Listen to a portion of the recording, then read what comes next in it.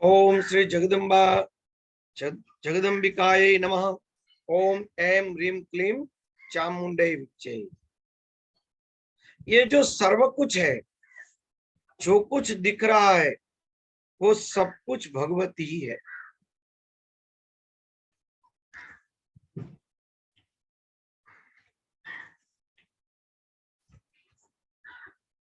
जैसे श्रीमद् भागवत चतुर्थ श्लोक में कही गई, उसी प्रकार से देवी भागवत केवल आधे श्लोक में कही गई है।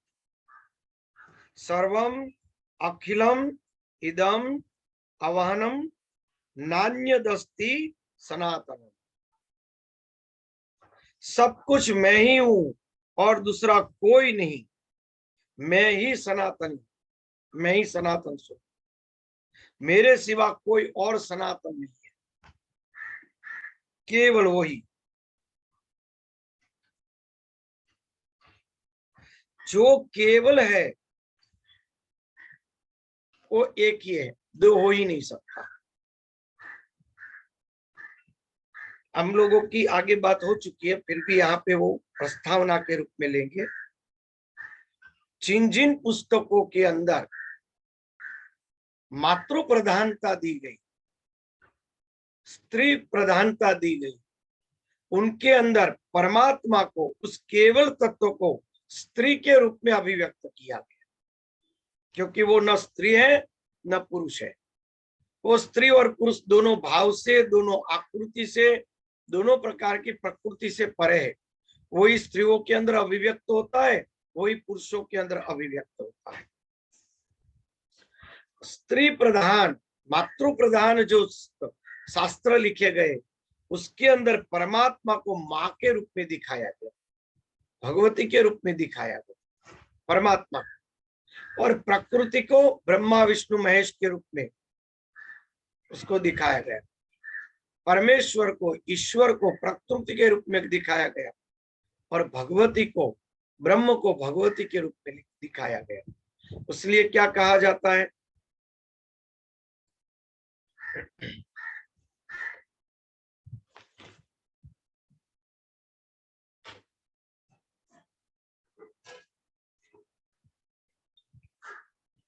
उसीलिए इसके अंदर कहा जाता है कि भाई भगवती के अंदर से ब्रह्मा विष्णु महेश उत्पन्न हुए।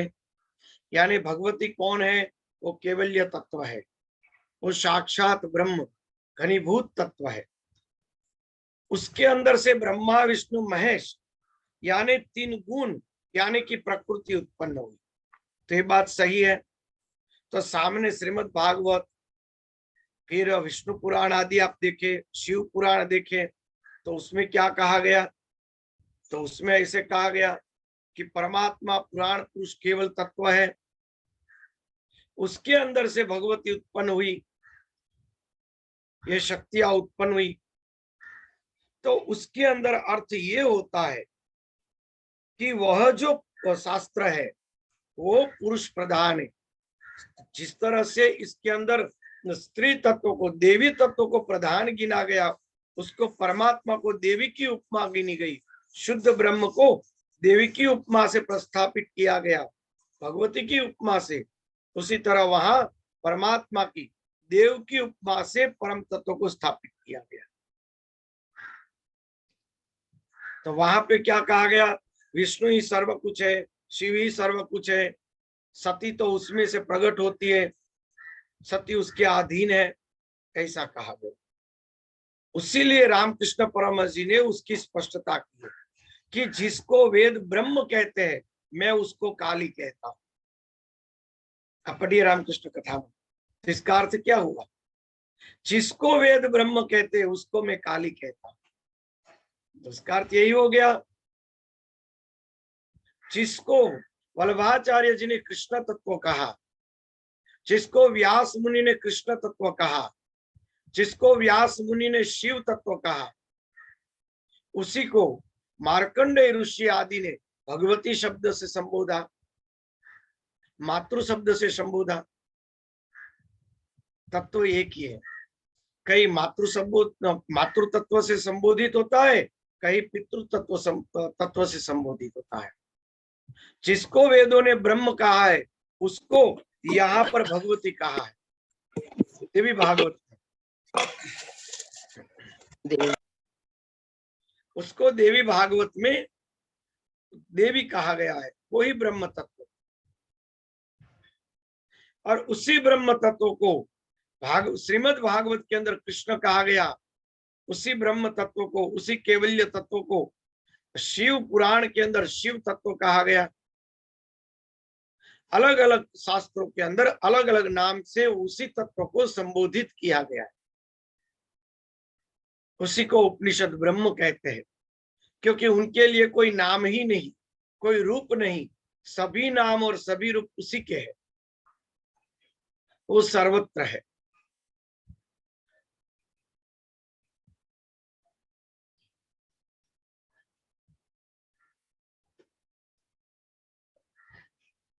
चलो देवी भागवत के प्रथम अध्याय को लेते हैं। श्रीमद् देवी भागवत महात्म्य, प्रथम महात्म्य लेते, प्रथम अध्याय।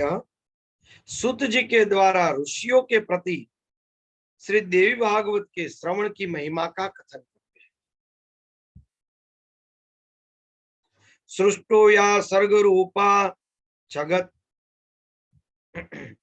वननिधो पालनीया च रौद्री संहारो चापि यस्या जगत अखिलम क्रीडनम या पराख्या पश्यन्ति मध्यमातो तदनु भगवती वैखरी वर्ण रूपा सास्माद्वाचम प्रसन्ना विधि हरिगिरिशा राधिता करोतु। जगत के सृष्टि कार्य में जो उत्पत्ति का रूप, रक्षा कार्य के पालन शक्ति स्वरूप, संहार कार्य में जो रौद्र रूपा, संपूर्ण विश्व प्रपंच जिनके लिए क्रीड़ा स्वरूप है, जो परा पश्यंती और वेखरी वाणी में अभिव्यक्त होती है, और जो ब्रह्मा विष्णु महेश निरंतर आराधित है, वे प्रसन्न चित्त वाली देवी भगवती मेरी वाणी को अलंकृत करे। यहाँ भगवती के स्वरूप दिखाए गए। भगवती कोई व्यक्ति नहीं है, उत्पत्ति स्वरूपा, जिसमें से सब कुछ उत्पन्न हो रहा है। यह सृष्टि में जो कुछ उत्पन्न हो रहा है वो द्रव्य में से उत्पन्न हो रहा है। उस द्रव्य को नार शब्द से ऋषियों ने संबोधित किया है, और उसी के अंदर निवास करने वाले नारायण है। नार, उसके अंदर रहने वाले नारायण, निवास करने वाले। तो ये जो है उत्पत्ति स्वरूपा, सृष्टि में जो कुछ उत्पन्न होता है उसी नार रूपी द्रव्य में से सब कुछ उत्पन्न होता है। उत्पन्न का मूल तत्व वही है। हमारा जीवन जल के बिना नहीं, पानी के बिना व्यक्ति जीवन जी ही नहीं सकता है। पानी प्रधान है। दूसरा, गेहूं है, चावल है, कोई भी ऐसी चीज है, जैसे उसको भेज लगेगा, थोड़ा भी पानी का आप उसको मिल जाएगा, तुरंत उसके अंदर कीड़े पड़ने लगे। जैसे पानी मिला, उसके अंदर अपने आप सृष्टि विकसित होने लगी, उत्पन्न होने लगी सृष्टि। सृष्टि उत्पत्ति स्वरूपा।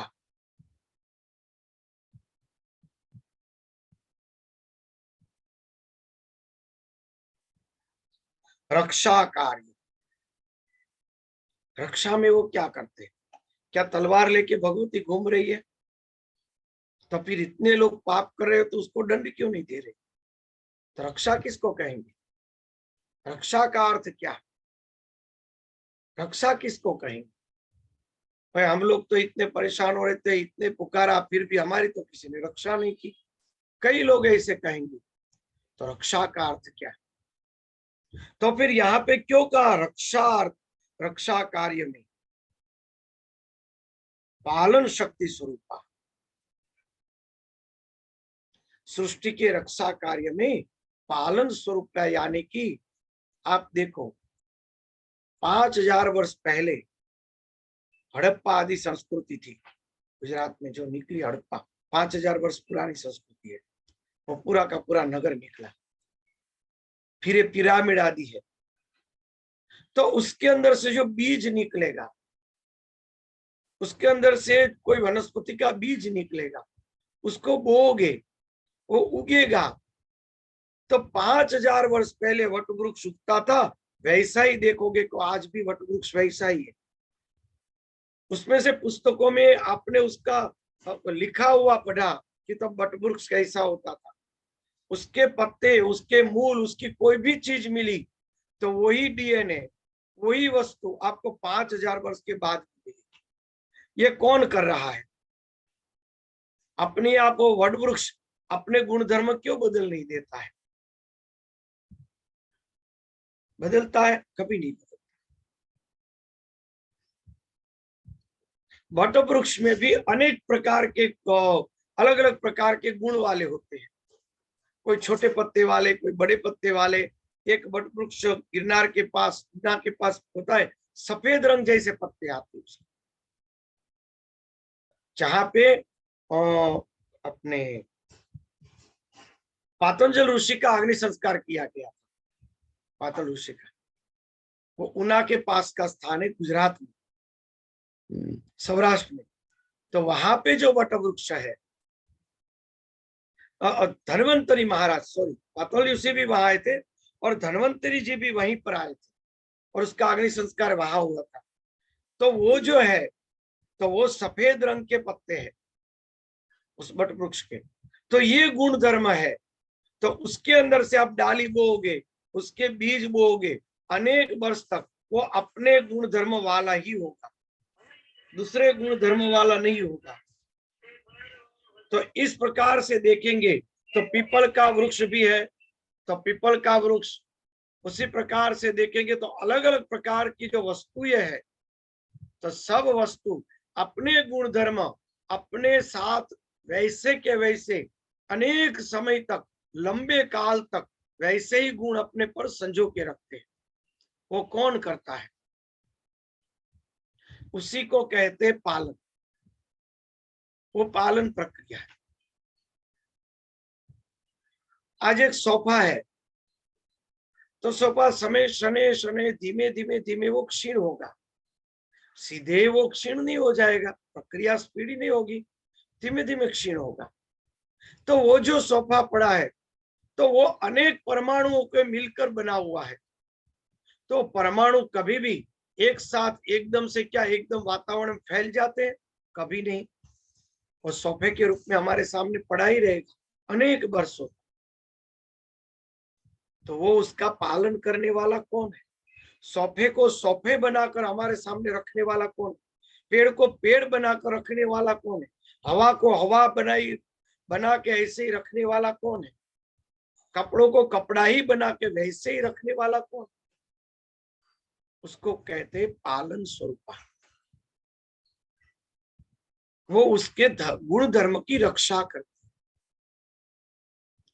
गुण धर्मों की रक्षा, उसके गुण धर्मों की रक्षा होती है, उसके गुण धर्मों का, उसकी आकृति का, उसके डीएनए का पालन होता है, तभी वह वस्तु उस स्वरूप में हमारे सामने वर्षों तक टिकी रहती है। अगर वो गुण धर्म सृष्टि से चला गया तो इस सृष्टि की हालत क्या होगी? खत्म हो जाएगी। पेड़ पेड़ की ही तरह उगेगा, मनुष्य मनुष्य की ही तरह बनेगा, पशु पशु की ही तरह बनेगा।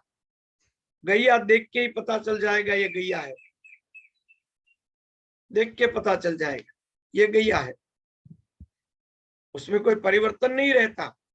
हजारों बरस हो गए, कृष्णा अवतार में, रामा अवतार में जो गैया का वर्णन है, उसी प्रकार के गुणधर्म आज भी गैया के अंदर। वो तो परमाणु इकट्ठे होके बनी हुई है हर चीज, तो परमाणु फैल क्यों नहीं जाते? जैसे नदी का पानी मन में आए से बहता रहता है, उसी तरह अगर व्यक्ति बहता रहता तो, हर चीज बहती रहती तो ये सृष्टि की हालत क्या होती? पेड़ कभी कभी बिखरा हुआ हो, कभी ऐसा खड़ा हो जाए, कभी फल जैसा हो जाए, तो पता ही कैसे चलेगा। वस्तु हर चीज अपने गुण धर्म के अंदर जो रहती है, वह गुण धर्म का जो पालन करने वाली है, उसकी जो रक्षा करने वाली है, वह ये भगवती शक्ति है, जो सृष्टि को सृष्टि के रूप में अभिव्यक्त करती है। सृष्टि को पहले तो उत्पन्न करती है, फिर अभिव्यक्त करती है, वैसे बना के रखती है, तो उसका कार्य है। संहार कार्य के अंदर रौद्र रूपा तब वो कुछ नहीं देखती। कोई व्यक्ति की मृत्यु होती है तो क्या भगवान देखते कि उसके पीछे कितना कष्ट होने वाला है सबको? वो छोटी उम्र में गुजर गया, बुजुर्गों को कितना दुख होगा? कोई नहीं, भगवान वो सोचते ही नहीं। भगवती वो कुछ नहीं सोचती, रौद्र रूपा हो जाती है सब। आज एक व्यक्ति चला गया तो उसके पीछे उसके व्यक्ति कितने दुखी होंगे, वो कुछ सोचने को तैयार नहीं। रौद्र रूपा, रौद्र रूपा। धरती कंप आएगा तब उसको सोच विचार नहीं आता कि आज हजारों लोगों के घर गिर पड़ेंगे, अनेक लोग मृत्यु होंगे, तब वो रौद्र रूप धारण कर। कोरोना आदि जो महामारियां होती है, अतिवृष्टि, अनावृष्टि, अनेक प्रकार के रौद्र रूप सृष्टि में उत्पन्न होते, सब रूप उसी के हैं। वो स्वयं सृष्टि के अंदर परिवर्तन करने के लिए, पाप का संहार करने के लिए, वो स्वयं रौद्र रूप धारण करके उसकी सफाई करती है। संहार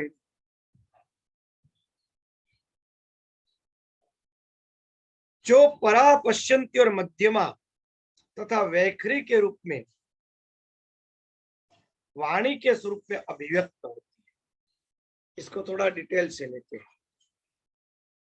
परा पश्यंती, मध्यमा और वैखरी, ये चारों जो अभिव्यक्ति है, वो सबकी सब अभिव्यक्ति साक्षात भगवती का ही है। अगर हम लोग बोल ही नहीं सकते और सुन ही नहीं सकते तो उसका कोई अर्थ रहेगा? आज मैं बोल रहा हूं और आप सुन रहे हैं, वो क्या है? वैखरी है। शब्द काम नहीं करते। शब्द को जिस तरह बनाकर बाहर निकल रहे हैं शब्द, वो एक एक शब्द की फीलिंग्स, अनुभव आपके अंदर भी प्रकट होती है। वरना अलग अलग भाषाओं में अलग अलग शब्द है। यही जो मैं बोल रहा हूं, यही बात अगर कन्नड़ भाषा में लोग कोई चालू कर देंगे तो हम कोई नहीं समझेंगे, कोई नहीं समझेंगे। शब्द तो है पर अभिव्यक्ति हम नहीं पकड़ सकते। जो अभिव्यक्ति पकड़ते हैं शब्द के माध्यम से, एक व्यक्ति की भावनाओं को, एक व्यक्ति की सोच को वाणी के द्वारा जो बाहर प्रकट होती है, उस अभिव्यक्ति को वाणी के द्वारा जो अनुभव करते हैं, उस अभिव्यक्ति को कहा जाता है विक।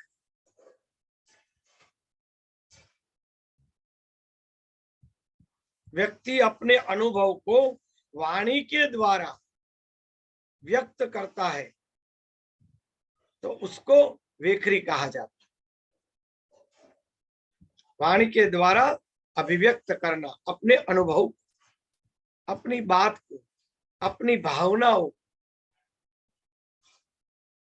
फिर मध्यमा, मध्यमा यानी कुछ बोल नहीं रहा है व्यक्ति, परंतु अंदर चिंतन चल रहा है, खुद समझ रहा है, चिंतन चल रहा है। मध्यमा, मध्यमा यानी कि उन्होंने अपने अंदर चिंतन कर रहा है, मैं ये करूंगा, ये मैं वो करूंगा, मैं ऐसे करूंगा। मध्यमा, मन में बोलना, मन में विचार करना, उसको कहते हैं मध्यमा, जो मन की अवस्था है। फिर है पश्यन्ति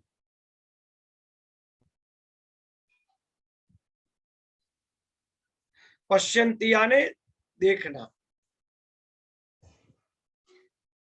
केवल देखना, वो विचार नहीं कर रहा है, केवल शांति से देख रहा है। क्या है जो आश्चर्य आदि अभिव्यक्ति के अंदर होता है, केवल देखना, आश्चर्य से अरे बाप रे ये क्या है, देखना। उसी तरह ज्ञान में भी केवल देखना, विचार शांत हो जाना, केवल देखना, वो पश्यन्ति है। और परा यानी कि देखने वाला कौन है, ये किसके कारण अनुभव हो रहा है, उसका अनुभव परा है।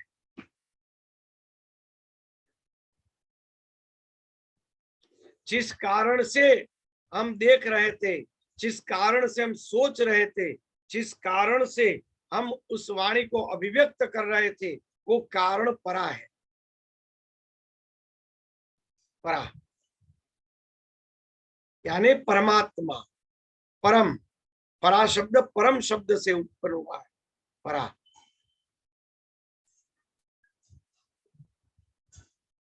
उसको देखे तब देखो परा जो है वो शुद्ध तत्व है, साक्षी है।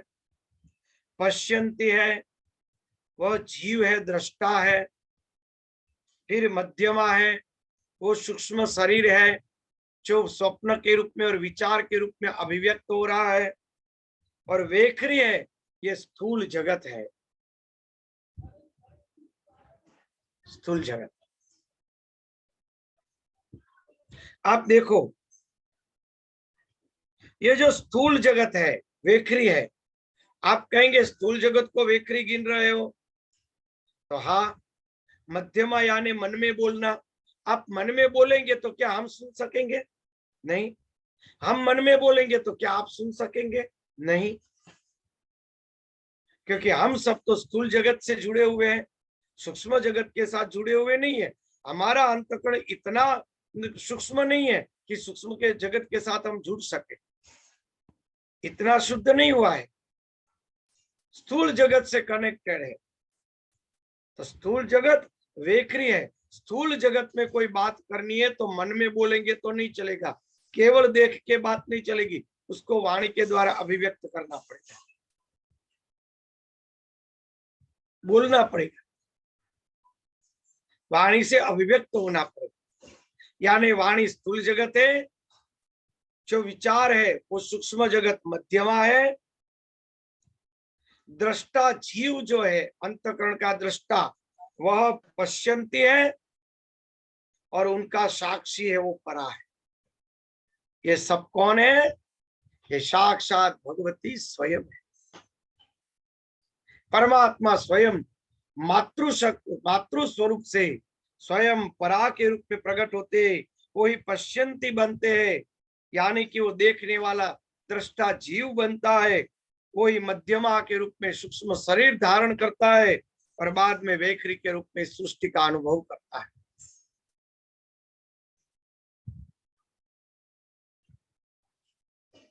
और जो ब्रह्मा विष्णु महेश द्वारा निरंतर आराधित है, यानी ब्रह्मा विष्णु और महेश जिसकी आराधना करते।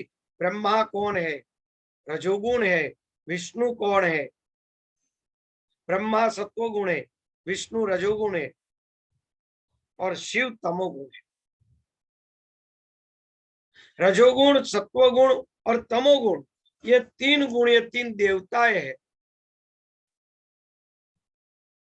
उत्पन्न करना, पालन करना और स्थिति करना।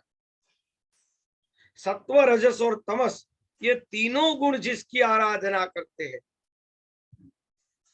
वे प्रसन्न चित्त वाली देवी भगवती मेरी वाणी को अलंकृत यानी शुद्ध करती, पूर्ण शुद्ध।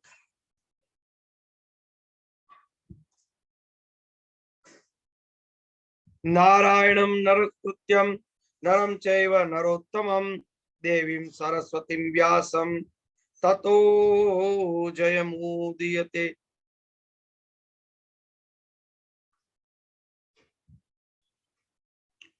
श्री नारायण जो नरों के अंदर श्रेष्ठ है, भगवती सरस्वती, महर्षि भगवान व्यास, उन सबको पर प्रणाम करते हैं। पश्चात जयकार करके इस ग्रंथ का आरंभ कर रहे हैं।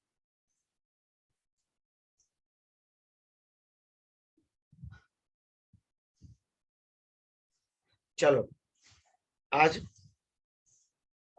बराबर आधा घंटा हो गया सत्संग। 2 मंत्र के ऊपर चिंतन करिएगा कि ये जो सृष्टि है उसके उसी भगवती के अंदर, उसी परमात्मा के अंदर, उसीलिए ब्रह्म तत्व का एक नाम है केवल्य।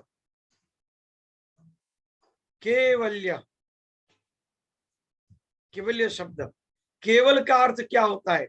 जो केवल वो ही है। अगर माँ गिनो तो भी वो, पिता गिनो तो भी वो, जीव गिनो तो भी वो, स्थूल जगत के रूप में अभिव्यक्त गिनो तो भी वो, और संपूर्ण वो एक एक रस तत्व गिनो तो भी वो, केवल उसके सिवा कुछ है ही नहीं। केवल्यम, केवल।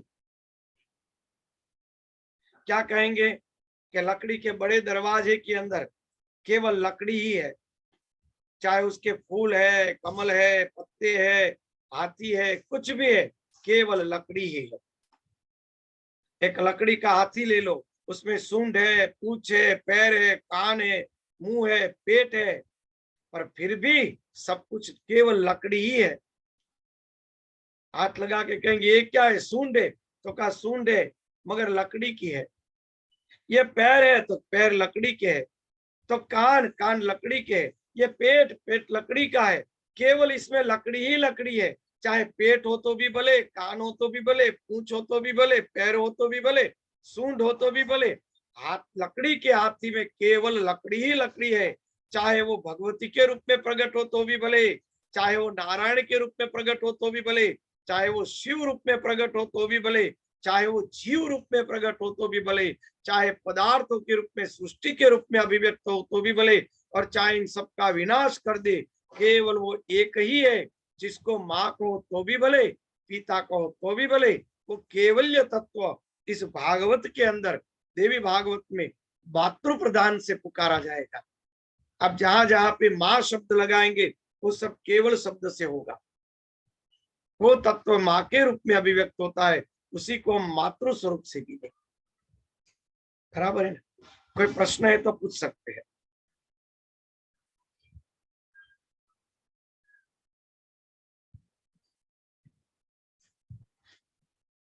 कोई प्रश्न है किसी का?